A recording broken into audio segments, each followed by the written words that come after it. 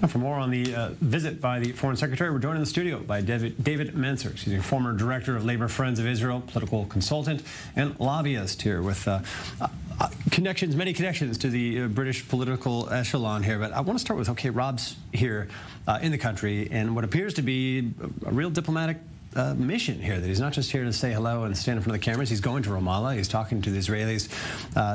In contrast to what we saw the U.S. Secretary of State yesterday, come and go, not invited to Ramallah here. Is there a special role for the UK in actually trying to bring these sides together, the Palestinians and Israelis? Well, David, I think from Dominic Raab's point of view, he will have seen the recent deal between the UAE and Israel. Britain, of course, also has very, very good relations with the UAE and Israel. And he probably would have thought to himself, there probably would have been a little bit of envy there, that actually this could be a role for the United Kingdom as well. Don't forget the United Kingdom coming out of the European Union, Brexit underway as we speak, Britain looking for a new role. Lots of articles in the media saying that Britain actually could be in the place of a country like the US, or having some sort of contribution in finding a new place for itself in the world, but also being a trusted middleman between other Arab nations and Israel as well. And that could go for Iran as well, right? I mean, the UK has open communication with Iran, unlike the US. It does have open communications. Don't forget, the Iranian regime is famous for saying that the US was the big Satan and the UK was the little Satan. That will have not been lost on people. Very warm words there from Dominic Raab during that press conference, saying that we shared many of the concerns about Iran. Again, I think Dominic Raab is thinking to himself that there must be a new role for the United Kingdom. It can no longer sit within the group of the EU. It must develop a new role for itself. Lots of cynics in the UK saying Britain's diplomatic days are over now that it's out of the EU. But Dominic Raab will be thinking not only about his personal career, about thinking about the future for himself, but he will also be thinking about there is an untapped potential for the UK now.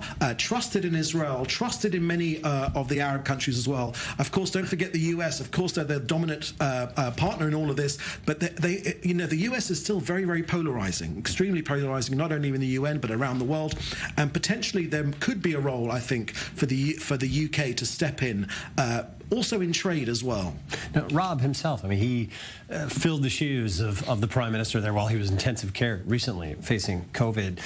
So he got a taste. Is he respected? Is he considered an influential figure in the UK right now, a top politician, especially as he's embarking on taking on big world issues? Well, I think that's what he will be thinking to himself. I think Boris Johnson, who was a colossus when it comes to communications, has dominated the UK political scene for many, many years, is unfortunately damaged goods right now. Don't forget there have been 70,000 deaths due to COVID from the ONS, from the Office of National Statistics' own figures. So Britain has fared maybe worse out of any country in Europe, just below the US and Brazil and potentially China, nobody knows.